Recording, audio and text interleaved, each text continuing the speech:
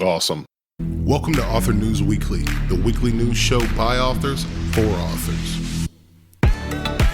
We read the news so you don't have to. Join our panel of best-selling authors each week as we take a deep dive into the publishing world, both indie and traditional. Author News Weekly. Yeah, whatever. Hey everybody, welcome to another week of Author News Weekly, the weekly podcast featuring authors digging into the news, overthinking it, so you can use your powerful brain cells to focus on your writing. With me today, we've got Pippa, Jim, and Nick, and why don't we go around the little virtual room here, just give everybody a brief reason of why you're on the show and why they should listen to us. How about Nick? Let's start with you. Well, we're authors, and we are reading the news so you don't have to. That's why you should listen to us. Pippa. I'm also an author, and I'm also reading the news. But I also do ghostwriting for other authors, so I've dipped my toe in a ton of different genres. And Great. Jim. I'm Jim Heskett. I'm an author, and I'm on the show because it was my idea, and I pitched it to Nick, so he kind of had to include me. Accurate, actually. That's funny. Yeah, I'm Roland Denzel, and I think I'm the only one here that's primarily a nonfiction author, and and also try to help point other authors in the direction to just like the show, focus on what they should be focusing on and sort of disregard the rest. So, thank you for having us. Thank you for all for listening, and let's dive into the news. We've got some interesting ones today. One of them is something that I'm very passionate about. It's author platform. And the last couple of weeks, a couple of big name authors, and the one that's most recent to me was Russell Noelty. I hope I'm pronouncing his last name right. I'm pretty sure I got Russell right.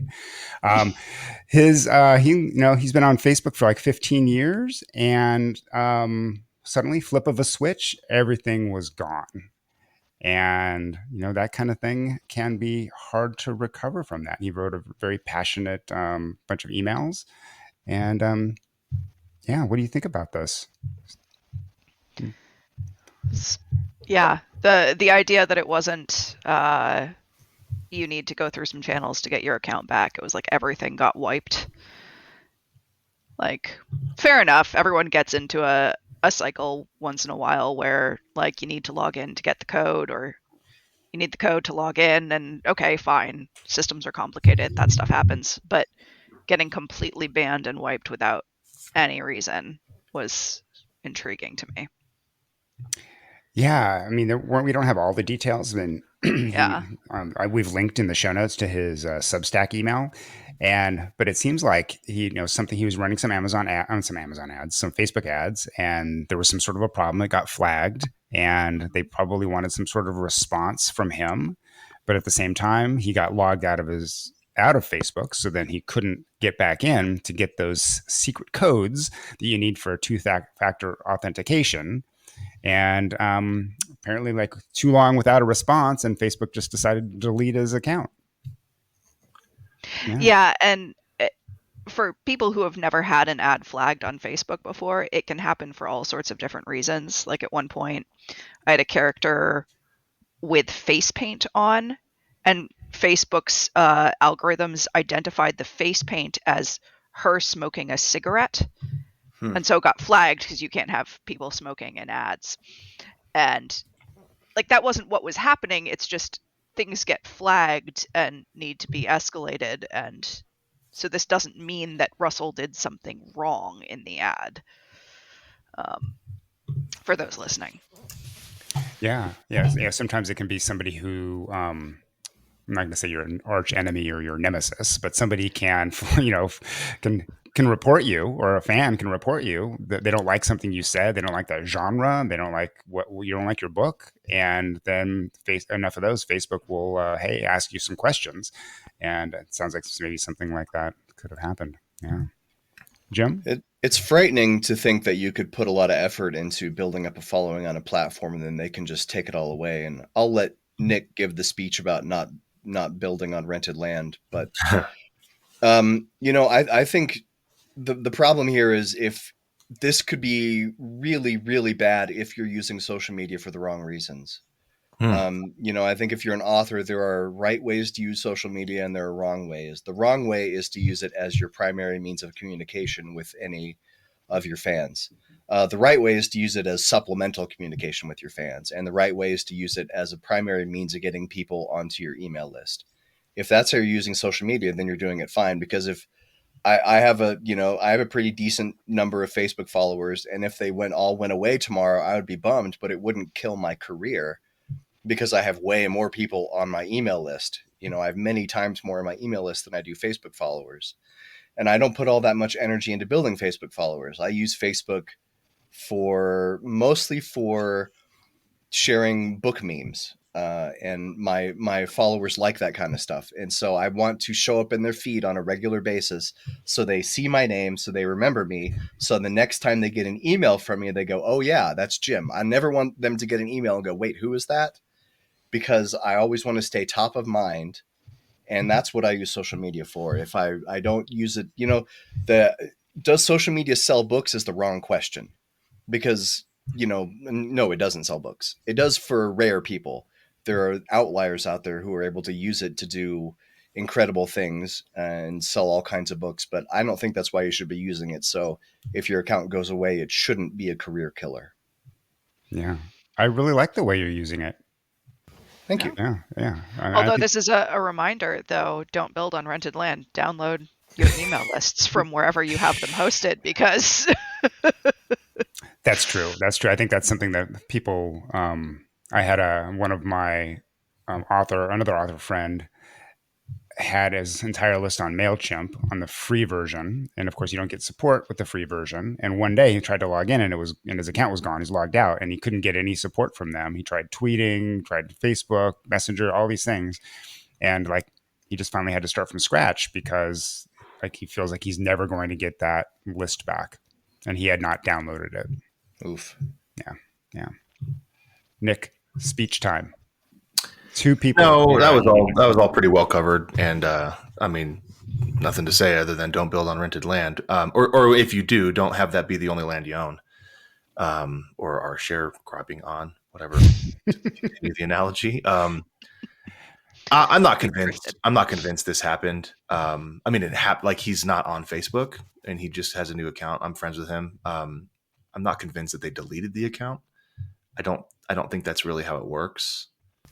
I feel like this would be something we would hear about a lot more if Facebook was just nuclear, bombing people, just because they couldn't log in. I think he's just gotten locked out, but I wouldn't be surprised if he came back in full force. Yeah, that is definitely possible. I had a friend who said her account was deleted, and I said, well, can you just go in and just try to log in with the same information you did before? And eventually she kept pushing and pushing and pushing. And then there was a button in there, reactivate your account. Right. And all of those things were there. So it's very possible that, I've also known people who have been said they were banned from Facebook, and there's no button there to re-enable your account. So it could totally appear to be deleted. Yeah. I'm not, just move away from Russell for a moment, because I'm not talking about him specifically, but there is definitely, in the author community, this sense of, well, X happened, and therefore the only plausible explanation is the worst possible scenario. And I choose to live a little bit more optimistically than that. So I don't know. I'm not accusing him of doing this, but I just really authors do that. Yeah. Oh, which puddle with it we're laughing at? That authors are like that, or that Nick's optimistic? Oh, yeah. Both, so actually. If I say I'm optimistic, imagine how I am all these other people. No, I am optimistic. I can be optimistic and still say fuck Amazon every day, right? That's. Yeah. I'm optimistic that something will be better than Amazon here pretty soon. So nice. I don't know. I'm just it's a glitch. It's a bug probably.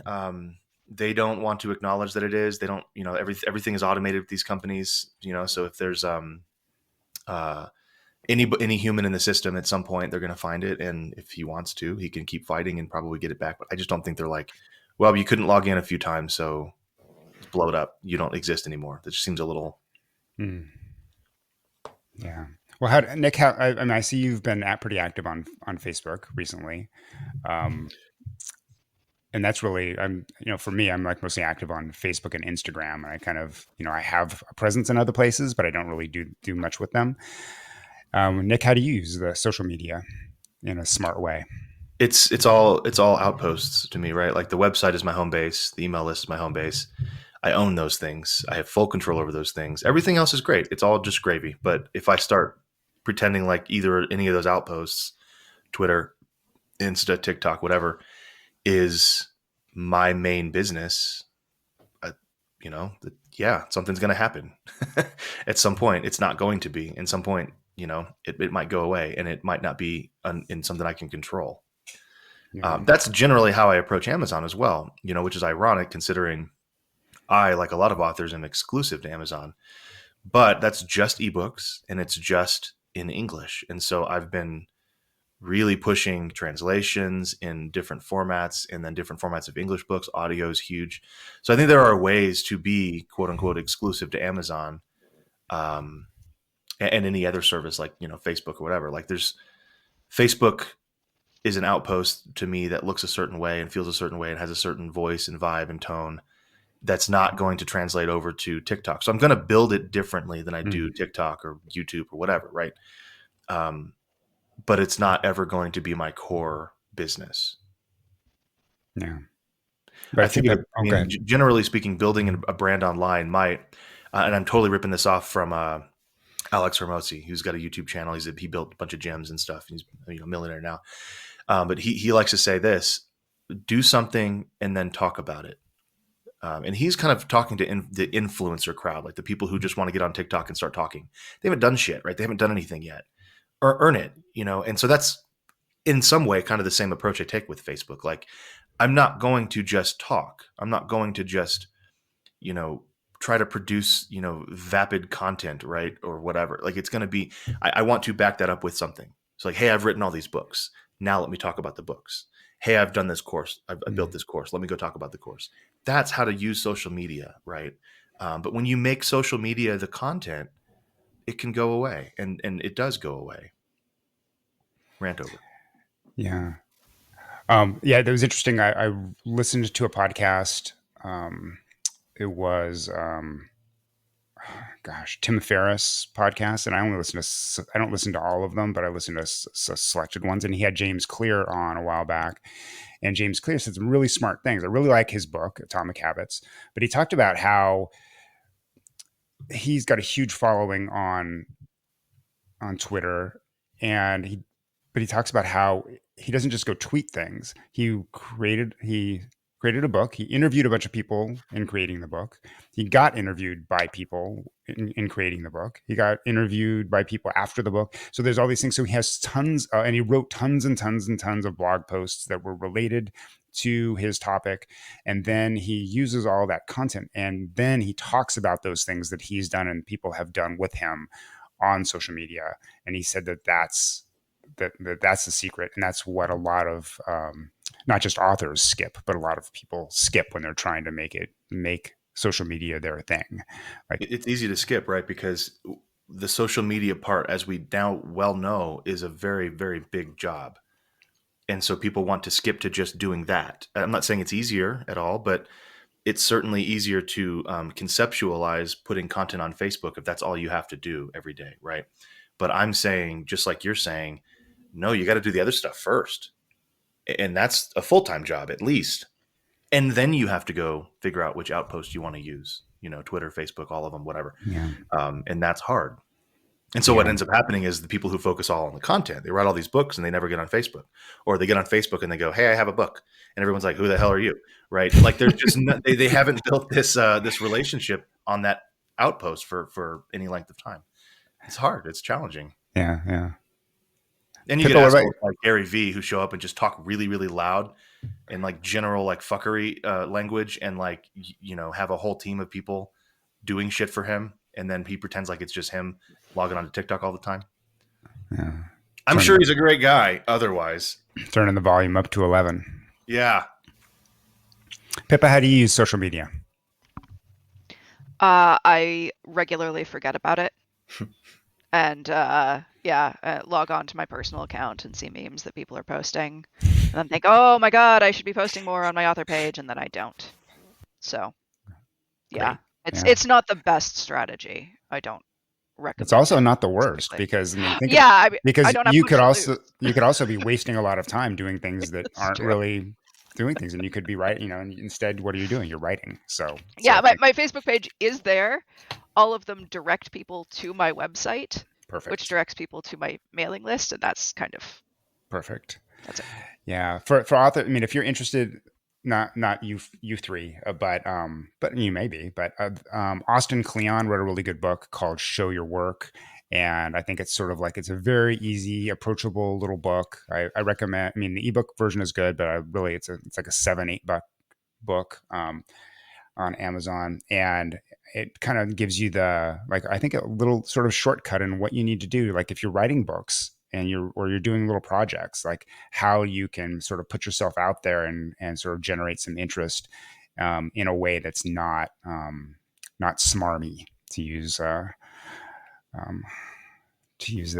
funny word. I think the key to social media, to approaching any platform, is just to have a plan. Don't post willy-nilly.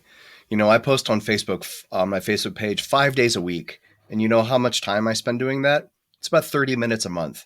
That's all it takes me to get to post the majority of the days. That's all it takes, because I have a plan for how I do it. And I just, one day a month, I set aside 30 minutes and execute that plan. And then the whole month is done and ready to go.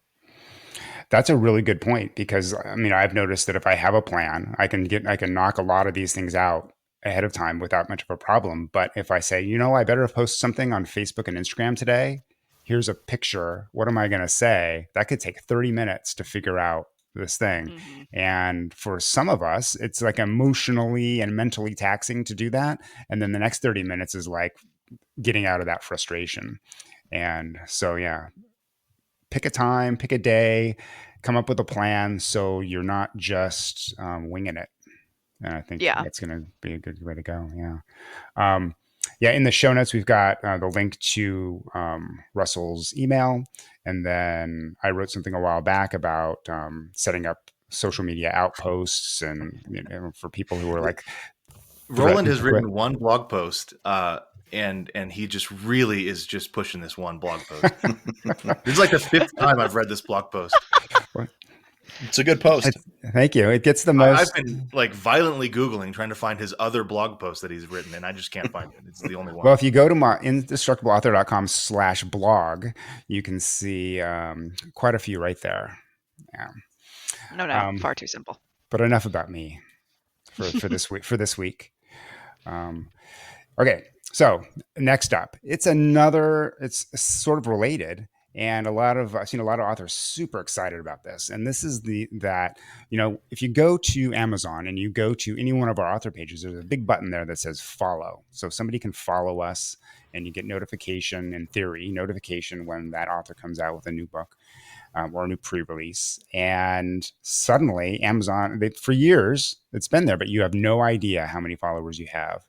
And there were a couple of hacks to get it that weren't perfect. And now, suddenly they've decided to put it in your Author Central account and right there in your dashboard. And you can see how many followers you have. Does this help? No. I mean, it can be a nice boost to go in and be like, oh, like this many people read my books and told Amazon, yeah, I want to know when this person puts out a new book. Like, that's kind of cool. But other than that, I don't think it's much you can base stuff on. Yeah. I think sorry, go ahead. The Amazon followers are absolutely worthless. They're worth less than Facebook followers. They're worth less than Twitter. Maybe even, I'm not on TikTok, but they're probably even worth less than TikTok followers. And I think Amazon decided to show you how many followers you have so you would want to increase the number, because increasing the number benefits Amazon. It doesn't really benefit me. I mean, I was surprised the number of followers I have there, but those people aren't buying my books because I think if you go read the article, the help article, Amazon uses tons of hedging language in there. It says these followers can be notified, and Amazon may notify. There's all that never says that they're going to contact these followers for any reason.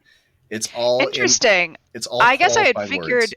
words. So I have Kindle on my phone, like the Kindle app on my phone, and it tells me a couple times a week that books have come out from people I follow. And so I had assumed that was sort of what was going on, but I think there are various ways, but I think that Amazon is very quick to, if you don't buy the book or don't click the link, they soon stop showing you the notifications. So I've never found anything. You know, I've talked to readers who are supposedly on my follow list.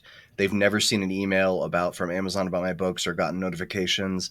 I think it's all just Amazon nom eating up the data. They just want to know. They just want to collect as much data as they can, and whether it benefits the authors, they don't really care. That's a side byproduct if it does. Yeah. I do follow quite a few authors on Amazon, and I'm not sure, like, I may be getting a lot of emails from Amazon, but like I don't always see, you know, like all of us, you don't always see those kind of emails. You get an email from Amazon, and you can tell at a glance that it's a promotional thing, and you're like, oh, I don't need to open that. Like, it's not like it's an email that you have to open, right? It's not in your inbox or your primary on Gmail. It's like in promotions or something like that.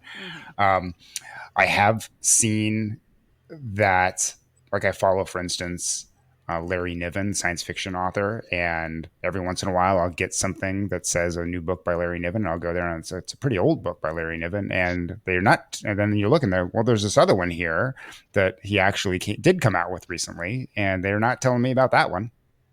And I searched through my email out of curiosity, and like there was nothing in there. Like, and I don't. It's like, you know, when you have Gmail, you don't have to delete anything for a long time. So like, I don't really delete those emails. I just like leave them to go into Gmail, the Gmail abyss, and so I can find them. So I found all the other ones, other things by Larry Niven, but nothing about those books that were actually released. And I would have purchased, and I did purchase them at that point, but I had to go to his page and go and see other things. Yeah.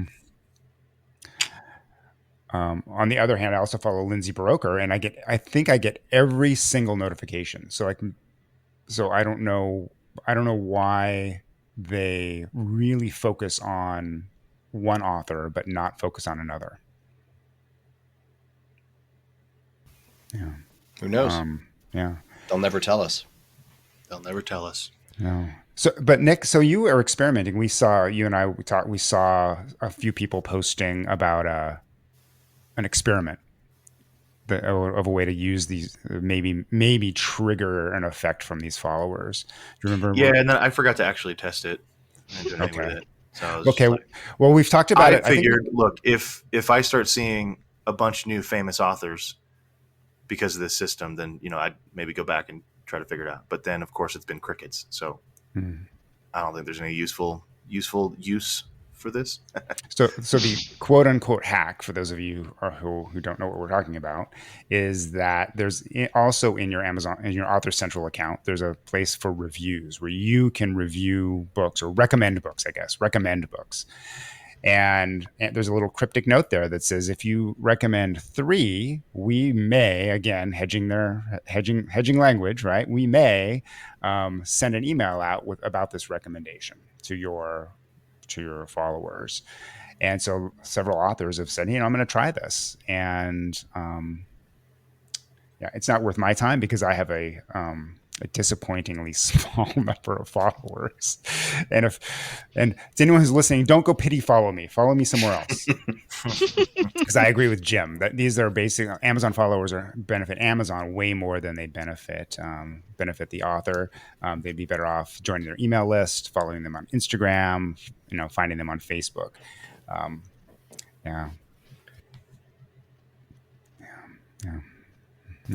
So that's my take on that. Not worth. And I think there's been a lot of, in the help document, as Jim pointed out, like Amazon has a lot of words like, here's how you can get more followers, right? So, add this to your email signature, share it on, social media, invite people to follow you. mean, those are all fine, but if you're going to, waste a call to action on something or use a call to action on something, I would not necessarily make this the priority. It's way down on the list. Yep. Yeah. Book club followers would be a better one, probably. You can advertise to those people. Yeah. See, there's so many benefits to so many other ones, and it's very possible that at some point Amazon will allow you, but they're going to charge you too. Like, you want to advertise to your followers, like maybe that would be worth it, but at this point, I don't think so. Yeah. All right. Do we have time for one more? I think so. Yeah. I mean, I do. Okay. So this is a fun one. AI writing. It's starting to show up more and more. I mean, it's probably been there for a long time, but now it's starting to show up where people are, saying it in their book descriptions that this book was written with AI and, the help of AI on Amazon. And it's, I don't know that it's causing problems. People are acting like it's causing problems, but if you look at this article it's from Reuters, not exactly a book reporting thing, but it was the most sort of like, I guess it seemed like scare tactics. It made it sound like it was a terrible problem, but it talks about 200 books, which is not in Amazon. In the grand scheme of Amazon, is like less than a drop in the bucket. What do you think about these AI books on Amazon? Well, I applaud the people who have the integrity to list ChatGPT as a co-author. I think there are probably way more than 200, but those are just the people who had enough integrity to say, yes, I used AI help. The problem is the people who are not listing ChatGPT as a co-author and are taking all the credit, because how would we know? I don't think Amazon is capable of knowing.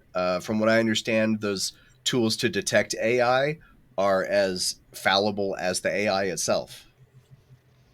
Yeah, we've seen that with Amazon apparently has a rule, an unwritten rule. Maybe it's written now about AI book covers, AI art and book covers, and we're yanking people's books down because they said that this book had AI art in it. But I agree with you. Like, I think they're saying 200 as opposed when this article was written. I feel like there's probably thousands that have just been undisclosed. Pippa, I hear you. Well, I find the most fascinating book cited in this article to be Galactic Pimp Volume 1. Which I love that was what they decided to do with ChatGPT, was a novella about an intergalactic brothel. What's interesting is, I mean, again, and I feel like I harp on this every time we talk about AI, they're talking about a lot of things that have been problems in other contexts. So there's going to be so many books and a lot of authors are going to be out of work. Okay, well, that was the scare tactic about self-publishing. There's going to be too many books. No one will know what to buy. The quality will go down. Like, okay, well, we've seen this before. We've also seen a lot of authors keep selling a lot of books. So I think, yeah, my general recommendation is anyone who's looking at this stuff and freaked out about it, just ask yourself if this thing has happened before in another context and turned out fine. Or if you're only worried because this is a new, like, oh, I don't, oh, it's ebooks instead of paperback books. Like, it's okay, well. This has all happened before. It's a new technology, but it's the same situation. Yeah. And it'll happen again. Well, I think it's interesting that the books that they chose, they don't really have very good sales numbers. So, like, it's not particular, it's not like a huge thing to fear. It would have been interesting if they found somebody who was actually doing like really well. Now, of course, the ones that they've shown are like picture books, kids books, things like that. And those are a tough sell on Amazon to begin with. Yeah. So, but I mean, I think something like novels would just naturally probably have much bigger numbers, but they didn't find anybody to interview on one of those or give any sort of sales numbers. Inadvertently going to run into the Unity problem. Now, Unity is a game development software. And if you develop a game for using the free version of Unity, you have to put in the game credits that it was developed with Unity. If you use a paid version, you don't. And so the problem was that people started associating Unity with the lower quality games because those were the ones that hadn't paid for the high class version of Unity, and the other people didn't have it in their credits. And so I'm wondering if that's going to be like, there are people using ChatGPT and they're not going to say it. And so people are going to say, oh, ChatGPT, like it's really easy to tell those books apart from other ones. And there's just no way to know. Yeah. Nick? Yes. Well said. Yes. All right. Well, yeah, I mean, I'm not going to say this is like it's a big nothing burger. I mean, it's a tool, people, and everybody lost their shit when Grammarly came out and Pro Writing Aid came out, and all the editors were like, "Oh my god, there goes our jobs." And most of the editors I know are still working. So this is the same thing. It's just really good. So I think it's going to bump up the quality of what authors are able to put out because authors will be able to use this as a tool. And the ones that are trying to cheat the system will eventually be cheated themselves. Confucius say. Yeah. The second article I talked about was, I don't know if anyone here reads Clark's World. It's a magazine and science fiction. I know. I think it's an online magazine. Maybe they have a clever name for it now that's not just magazine, but whatever. Pippa's like nodding her head, so she's probably the actual reader who could tell us that. I'm the sci-fi person. Sci-fi person, yeah. But Clark's World had to shut down its submissions because if you look in this article, that it went from like, they got like 10, 20 submissions a month up to like 500 submissions a month. And they could tell that they were AI. I'm imagining by the quality and then certain themes like Neil Clark, the publisher and the editor said he didn't want to disclose like what the clues were because he didn't want to give people a way to sneak past his clues. But but he showed the statistics and it was pretty, it got to be the point where like he just couldn't keep track of like all these submissions. So he just shut them down. Yeah. So I think those are more the kinds of problems that,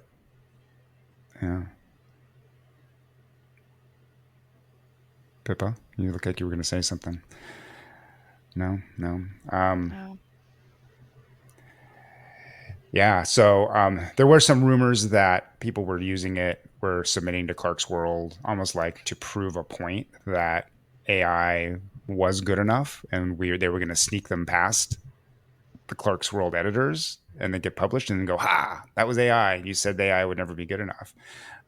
So some of the nefarious that might have had that might have like bumped up the submissions a little bit, but yeah.